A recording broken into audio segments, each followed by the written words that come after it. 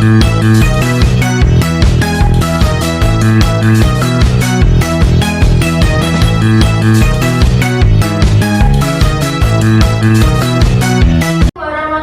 wabarakatuh.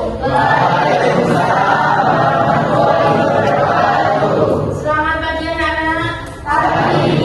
Apa kabar kalian semuanya? Hari ini kita akan melaksanakan bimbingan klasika. Sebelum mengawali kita berdoa dulu. Silakan ketua kelas bimbing berdoa dulu. Sebelum kita melakukan bimbingan, doa mulai. Doa selesai. Terima kasih. Saya absen dulu hari ini. Semuanya masuk? Ada yang hadir? Saya absen dulu ya. Ahmad Tristan, Hadir. Ahmad Yudhitya Beli, Afifadul Alia. Sebelum kita mengawali bimbingan klasika, kita akan SPG sejenak ya. Kita mulai ya, SPG ya. Kan?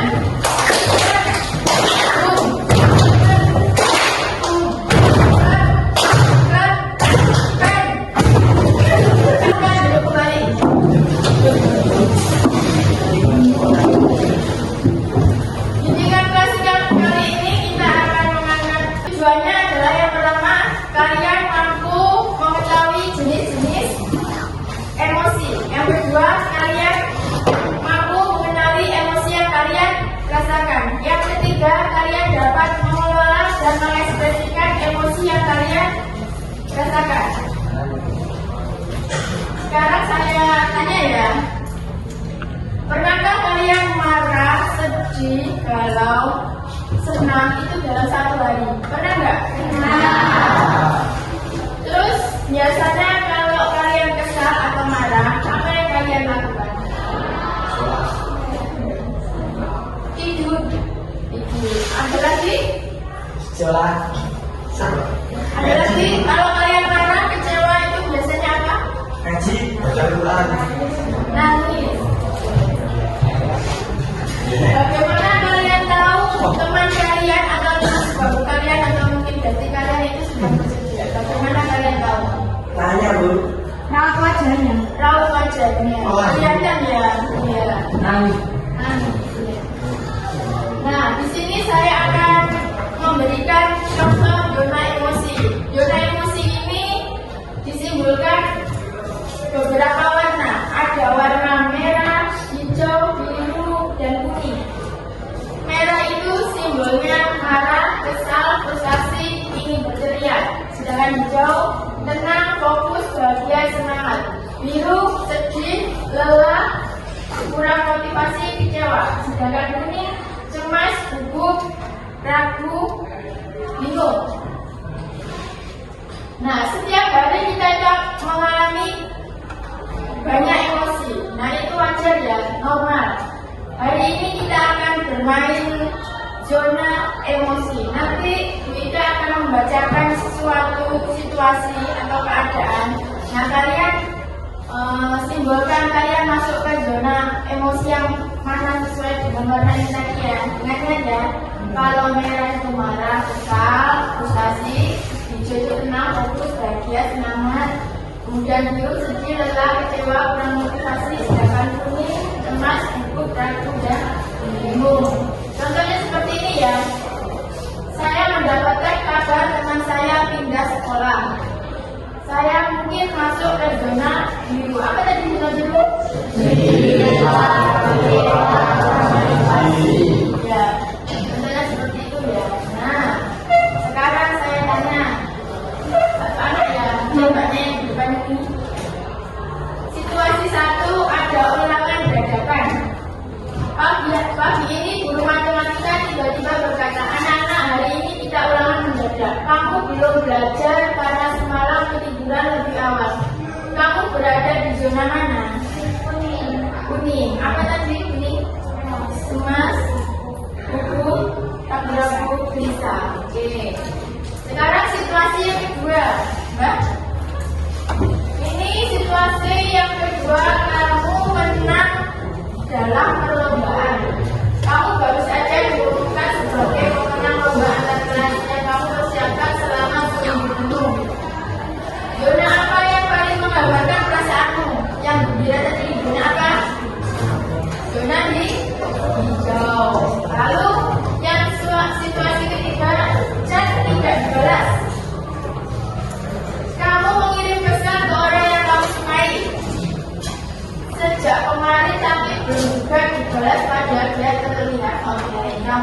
merasa bagaimana? Masuk zona apa?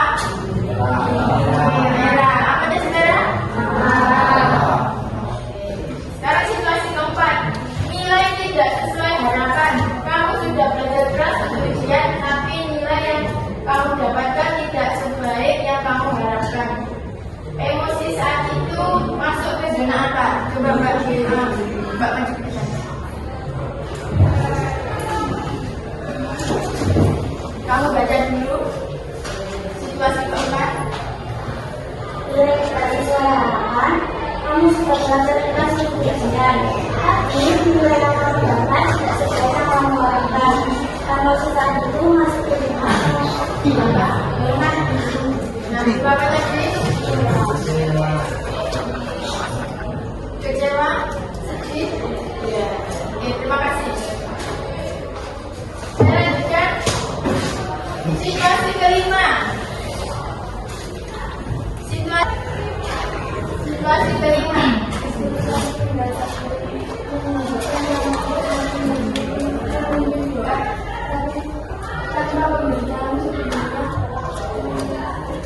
Kamu masuk ke zona apa? Biru. Apa tadi biru? Kuning. Tadi apa? Cemas. Oke. Lanjut. Situasi ke-6. Disalahpahami teman. Temanmu marah karena mengira kamu menyebarkan rahasia padahal bukan kamu. Kamu masuk zona apa? Zona apa? Merah. Merah tadi apa? Kecewa, kesal. Sekarang selanjutnya situasi ke-7. Diberi surat terima kasih. Coba dibaca keras.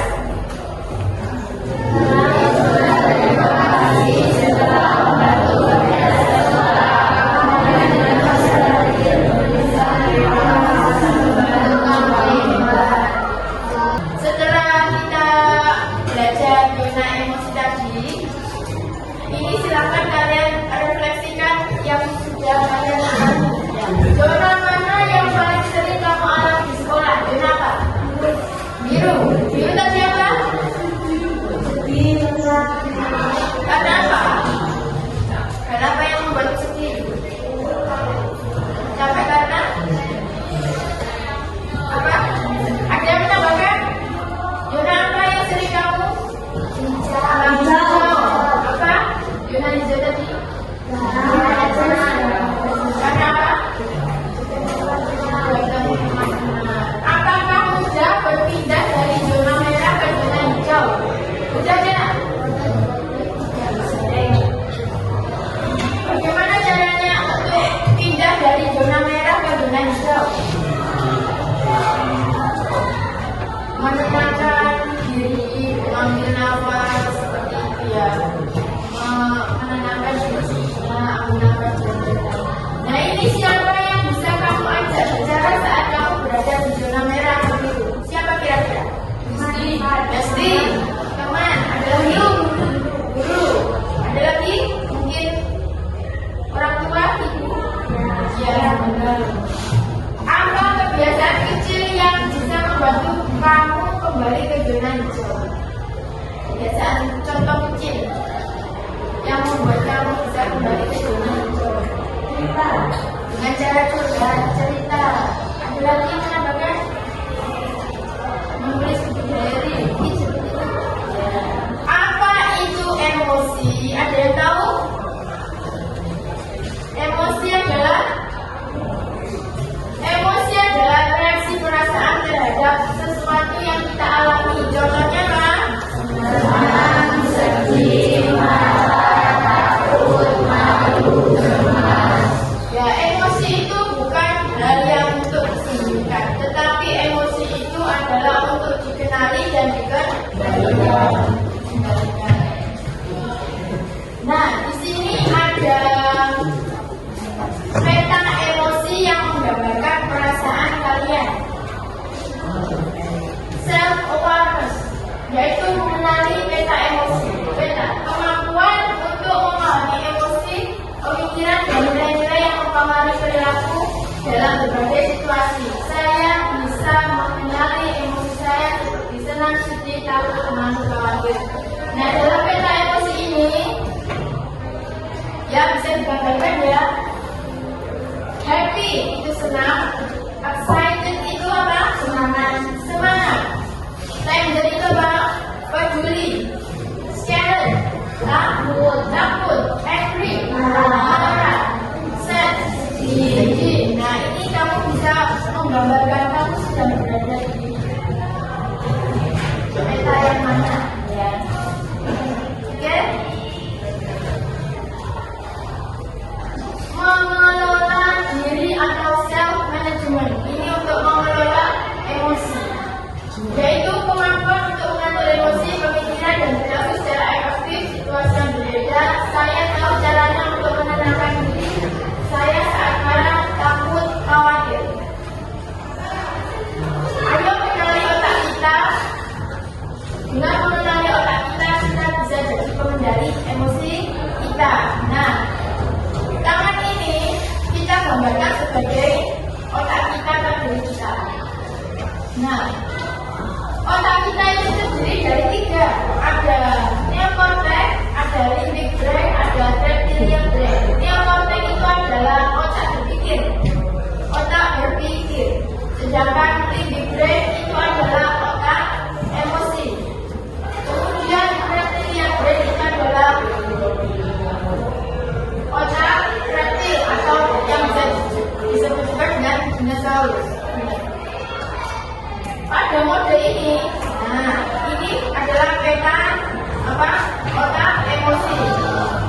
Ini adalah otak neokortex yang bisa melindungi kita. Jika kita posisinya seperti ini, berarti kita sedang dalam kendali penuh, sedang stabil emosinya. Pada mode ini kita berpikir tenang, logis, berpertimbangan. Jika pawang kehilangan kendali, pawang itu neokortex ya. Ketika neokortex terbuka, maka mulai mengambil alih kendali. Mulai itu adalah otak emosi. Yang ini ya, yang di bawah. Maka perasaan akan mengambil alih kendali. Jika hilang kendali, maka dinosaurus yang pegang kendali seperti ini. Nah, bukan reptilian brain atau ikat dinosaurus akan. Ini adalah mode tempur. Ya. Kesimpulannya apa? Kalau kita ingin berpikir tenang seperti ini tadi ya, saat marah sedih kita harus menenangkan limbic brain itu tadi adalah otak emosi ya, agar neokortex bisa kembali aktif. Jadi kita bisa mengendalikan emosi kita dengan stabil. Saya lanjutkan. Ini ada video pertengkaran murid dengan guru. Tapi karena tidak bisa dibuka ya, intinya guru dengan murid bertengkar sama-sama dalam kondisi otak dinosaurusnya atau reptilian brain tadi sama-sama tinggi. Bagaimana jika dinosaurus vs dinosaurus ketika terbuka tadi ya tidak terkendali ya, karena otak emosi tidak terkendali, neokortex tidak bisa mengendalikan. Jadi seperti ini posisinya, saling marah, saling olok-olokan, saling adu mulut. Nah, dinosaurus dalam diri. Bayangkan di dalam diri kita ada dinosaurus. Dinosaurus itu adalah simbol emosi kita marah ya, dalam kondisi marah. Simbol emosi marah itu apa? Mengamuk saat tersinggung, menyakiti diri atau orang lain, lalu kemudian menyesal setelahnya. Setiap orang itu pasti punya dinosaurus, tapi tidak semua bisa menjinakkannya. Ciri dinosaurus marah: suaranya keras, wajah merah, pikiran tidak tenang. Saat itu kita perlu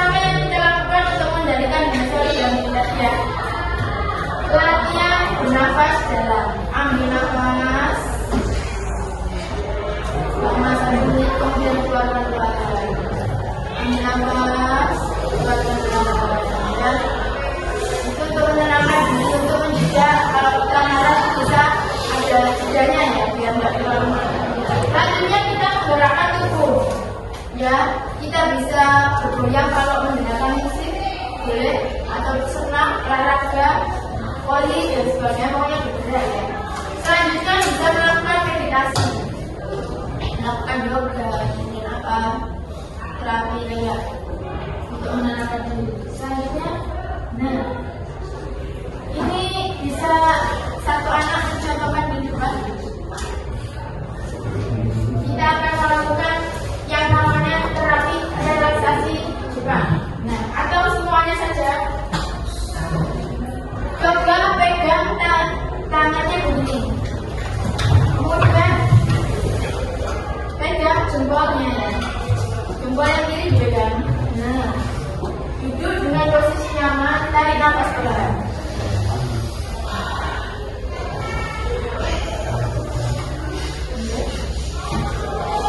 Tarik nafas pelan, keluarkan. Nah, bayangkan ini ibu jari ini melambangkan kecemasan dan kekhawatiran. Kamu pijat secara lembut, ya. Kamu pijat secara lembut. Saat kita menggenggamnya, saat kita kamu nah, sambil menarik nafas, keluarkan.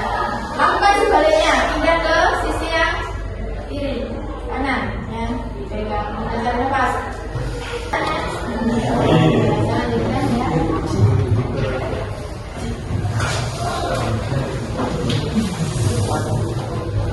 Nah, selain kita melakukan meditasi terapi relaksasi Jepang tadi, ya kalau kita dalam keadaan emosi, kita bisa juga melakukan rumusannya.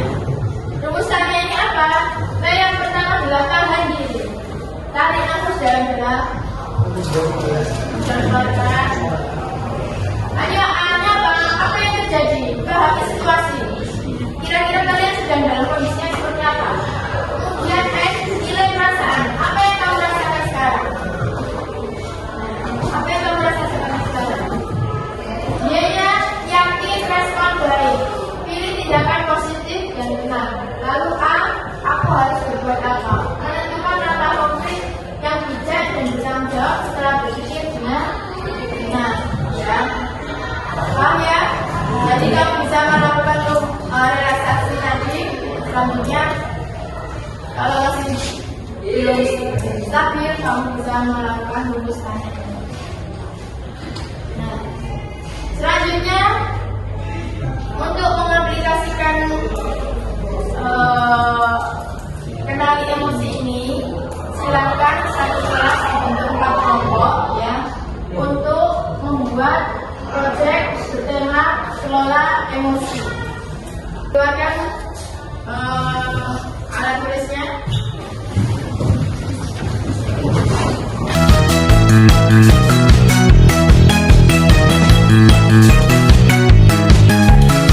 Oke, dari proyek kalian tadi dan penjelasan yang saya berikan tadi tentang kelola emosi, silakan kalian simpulkan. Salah satu anak silakan ke depan untuk mengumpulkannya, memberikan umpan balik refleksi dari kita ya.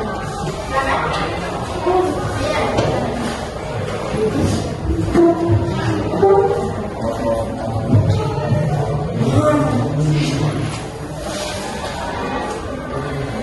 Kesimpulannya jenis-jenis emosi. Yang pertama, emosi positif, yaitu bahagia, merasa senang, puas, dan damai. Yang kedua, bersyukur, merasa berterima kasih dan menghargai hal baik dalam hidup. Yang ketiga, cinta, merasa kasih sayang dan peduli terhadap orang lain. Yang kedua adalah emosi negatif, yaitu marah, merasa kesal, frustasi, dan ingin melawan. Ada juga sedih, yaitu merasa kecewa, murung, dan kehilangan semangat.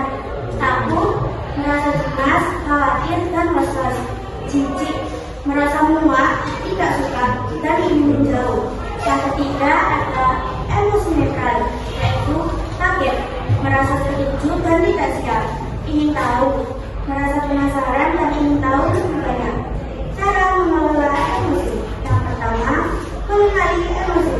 Sadari dan akui emosi yang sedang dirasakan. Yang kedua,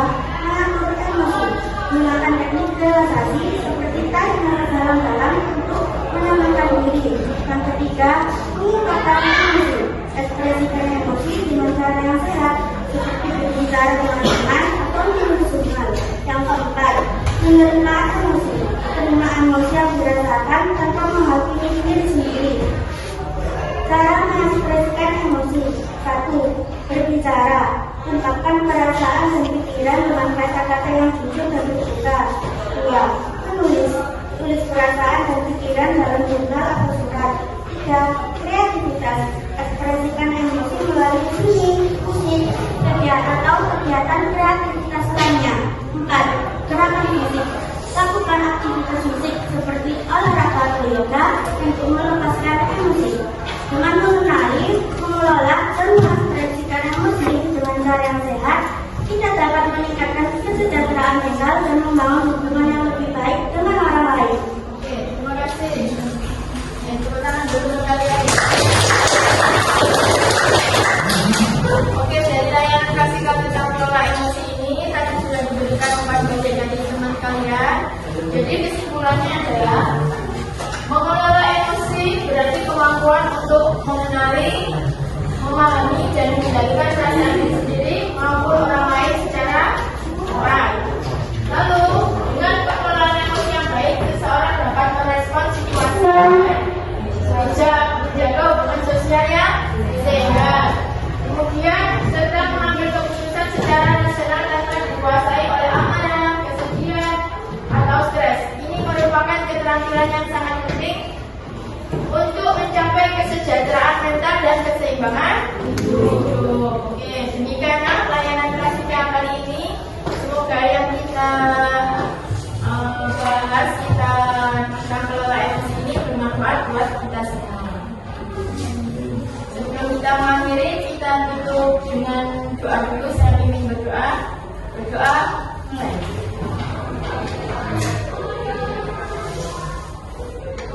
Doa selesai. Terima kasih.